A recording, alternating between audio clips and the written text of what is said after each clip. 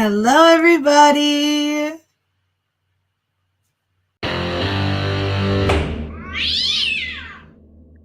We're on the record in the 53rd Circuit Court for the County of Sheboygan, and we are providing public access both in the courtroom and also online. And we have an arraignment in a probation violation warrant in People versus Felicia Manko, file 22-6422FH. Counsel, please state your appearances. Mr. Goodrich, Sheboygan County Prosecutor. Luke Kuski on behalf of Ms. Manko, Your Honor. All right, good afternoon. And Ms. Manko, it's alleged that you are in violation of your probation in a couple of respects. One, failing to report to your probation officer on September 26th. And two, failing to attend or complete outpatient substance abuse counseling as directed. These are technical violations. You do have, looks like, one prior technical violation in this case. That would make it your second and third technical violations. That would mean that the maximum penalty would be 45 days in jail for violations. You are on probation to me for, it looks like, the possession of methamphetamine. So if you get a fourth technical violation, then your probation could be revoked and you'd have to be sentenced on the underlying case. You have the right to have a hearing on these allegations where they would need to be proven by a preponderance of the evidence. And you have the right to the assistance of an attorney. And I know Mr. Kuski's filed an appearance on your behalf. You can cross-examine evidence presented against you, and you can present evidence in your own defense. Do you understand the rights you have and the maximum penalties that you face? Yes, Your Honor. And Mr. Kuski, do you know how she wishes to proceed? Well, Your Honor, at this time, in speaking with Ms. Manko before the hearing here today, she has indicated to me that she'd like to acknowledge these violations with an explanation to the court. All right, Ms. Manko, you want to stand and as best you can raise your right hand for me? Do you swear to tell the truth, the whole truth, and nothing but the truth, so help you God? Yes, Your Honor. Put your hand down. Has anybody promised you anything at all in exchange for your plea of guilty to violating probation? No. Has anybody threatened you to make you do so? No. Is it your own free choice to enter that plea? Yes, Your Honor. Knowing all this, how do you wish to plead to technical violations of your probation, guilty or not guilty? Guilty. So are you on probation to me for possession of methamphetamine? Yes, Your Honor. And are you, as part of that probation, ordered to report to your supervising agent as directed? Yes. Did you fail to report to your supervising agent on or about September 26th of this year? Yeah, because I had some situations that I had some ride situations that I was coming across, and I did not have a ride, and I was trying to explain that to Mr. Jim Fagan, and I mean, I was trying to be that power one, trying to get my own self going, and then I think the judge will give you some time to explain that after the thing, but you did not report to Mr. Fagan on the 26th, correct? And that's in September? Yes. Yeah. And as part of your probation, are you required to attend and complete outpatient substance abuse counseling? Yes. Did you fail to attend counseling? Yes. Recently. Mr. Kuski, is satisfied with that factual basis? I am, Your Honor. Ms. Bitter? Yes. And Mr. Kuski, are you aware of any promises, threats, or inducements? I am not, Your Honor. Ms. Bitter? No, Your Honor.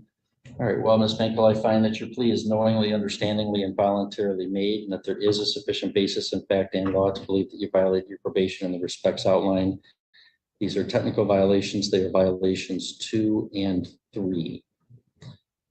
All right, as to sanction, Mr. Kuski, and the recommendations.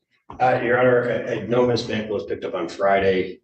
We had previously made arrangements to turn herself in on Tuesday and have this arraignment done. She does acknowledge that she missed her appointment with Mr. Fagan. I know there was some communication before that and indication by her that her vehicle wasn't working, but then, Mr. Fagan's trying to reach out to her, trying to contact her. He's not getting any response. And she does call later, acknowledging that she will not be able to make her probation appointment. At that point, I know Mr. Fagan just, we got to get you here sometime. We got to work this out. And so filed the violation here. She was working with DHS, and she had Medicaid or Medicare, Medicaid for her services with Bear River. That was discontinued. She had a grandmother that passed away. I think she was some problem with the way she reported her income. She was with her elderly grandfather who receives assistance, and so she's worked with a counselor in Bear River. I think it was Kathy, maybe somebody different, who helped her fill out that paperwork. And as a matter of fact, she is set to have an appointment to be screened and assessed into Bear River tomorrow at 9 a.m. in Gaylord. I know she was working with Sheboygan in the past out of here. I think the last appointment she had was for June, and I had missed that one, and that's around the time that she was downstate with her ailing grandmother who's passed away. So she's really, I think, she's trying, and I know she's, at least in my opinion, fixed the problem here. And I say that because Ms. Bankel had come into my office with the gentleman, Gary Engel, who is very helpful to individuals in the community that are needy and have needs. And I know he's helped with clients that I've had in the past, probably why he brought Felicia into my office, but he certainly indicates that he's available and has offered to give her rides if she needs rides and she can't make appointments. She's also purchased a new vehicle that she just needs to pick up that seems to be operational and running.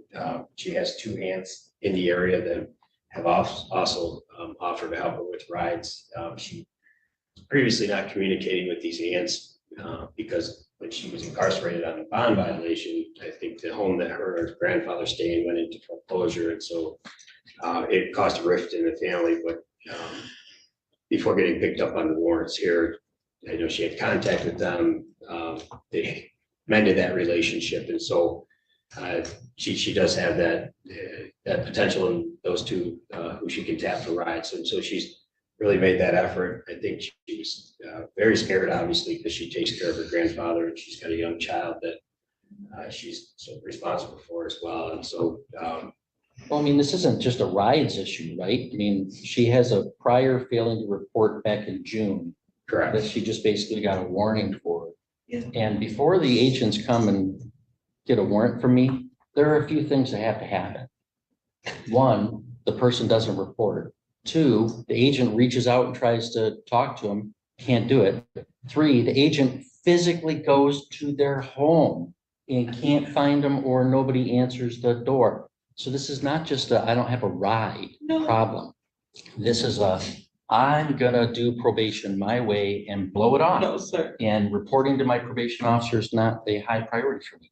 Can I ask you, Ms. Manko, one of your conditions of probation was to take care of all outstanding warrants. Do you remember that? Yes, and I've been working on it. I'm just, like I said. Where are you keep- at in the Mecosta County warrant then? That I've been talking to them back and forth with SOS and because I had it in my paperwork said it got cleared. Then they wanted paperwork and then I still had to pay the $750. But in the meantime, I've been paying my fines, trying to get my fines and stuff all caught up. So I mean, I'm working on paying all these fines. I've had numerous of fines. Have you talked to the court, the district court in Mecosta County? Yep, I have. I have talked to them. What'd they tell you to do? Pay the bench warrant because it's already been issued and there's nothing I can do. It's just To pay the bench warrant. You're telling me that you contacted the court and they didn't tell you you should turn yourself in on a warrant? Well, that was, yeah, you should always turn yourself in on a warrant. Yes, that's exactly my point right now. And you've been on probation how many months? For a while. Since September last year. All right, we also got a warrant out of Emmett County right now, it looks like, for Same the thing. probation violation. So you'll, Yes, That's correct. at a minimum, you gotta be brought over there. yes, and that's where, because I'm on probation with both counties. And I know I was in a lot of a situation before this. I mean, I had 5, 6 months before all this, and I mean, I'm trying to become a better person. I'm trying to do what's better. I'm not trying to blow up these courts. I'm trying to work with these courts. And Jim, I'm so sorry if you feel like if I was trying to. But his feelings have nothing. I know, do but with- I wasn't trying to avoid you- anything. I'm not trying to. I just thought I could, I was told some stuff that I needed to do by myself and do it. And I'm trying to do it. It's just I can only make so much money towards these fines and so much money towards this. And I need to, yes, I will handle that warrant. If I need to take care of that warrant, I can do it. I mean, Yeah, I that's need what I to. ordered you to do months ago, and you haven't done that either.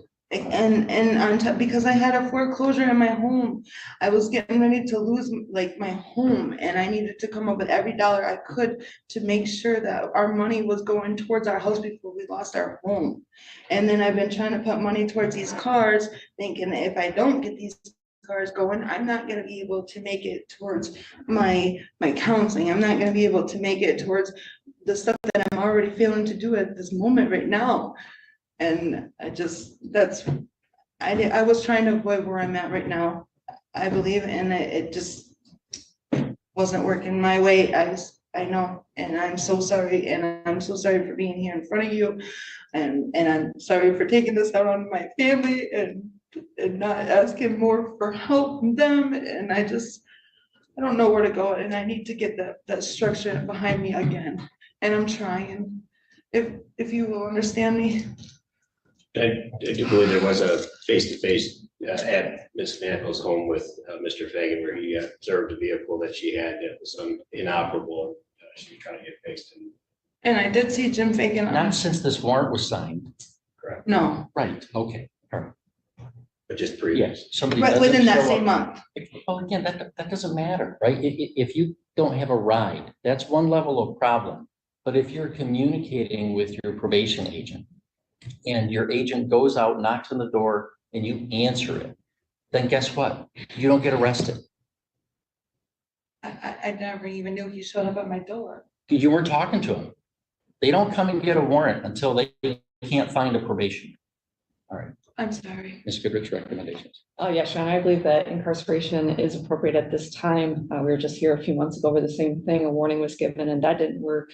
She was given a second chance at sentencing by having outstanding warrants and given time to rectify those. And months have gone by without that happening and then failing to report previously and now failing to report again. It sounds like the communication is just not important to her. And everything that she's saying that never was, it sounds like, communicated to the agent or worked out in advance. And so now when she's in jail, all of a sudden she has these reasons and excuses. Thank you. All right. Well, Ms. Mako, this is your third violation. You failed to report to your officer twice. You've failed to complete counseling as ordered. I've been in You have counseling, to- sir. I've been, sorry.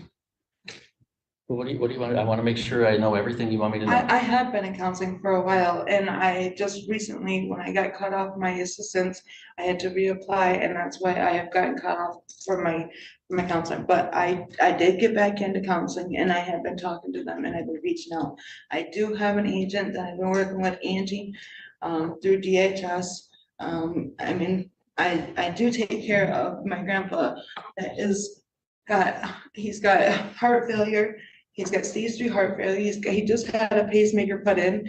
He's got stage 3 cancer. So, I mean, I have had a lot of problems with, trying to focus around that kind of structure. My son, my kid's dad's never there to help me.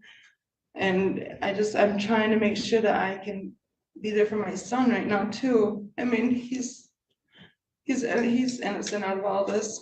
And that's a problem for making this a situation in front of the judge and you and everyone here. And I'm sorry. Just let me keep trying to focus on this. Well, we're going to keep you on probation. Continue your probation. We're not going to revoke it yet. You don't have 4 technicals. But again, this is the second failure to appear. You've got to answer the warrant in Emmett County. That's not my case. Also, I'm looking at, we checked you today, that warrant in Macasta is still there and it's a statewide pickup. So you're gonna have to sit and see if they want to get you. And you're doing nothing to deal with that.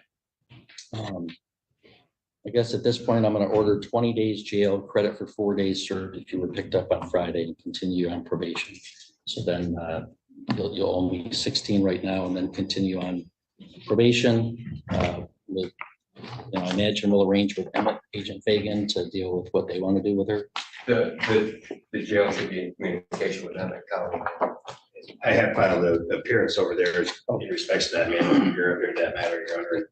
I will reach out to Macasta County and see what exactly is going on there, but I did not, and was not aware of the Macasta. Okay, all right, that'll be the order of the court was. Okay. I'm sorry again for being in your courtroom here, Lauren. I was here anyway. Just communicate with Agent Fagan. He doesn't want to do warrants for you. I know. He does. Thank you. Be safe, be well, sleep sweet, and much love.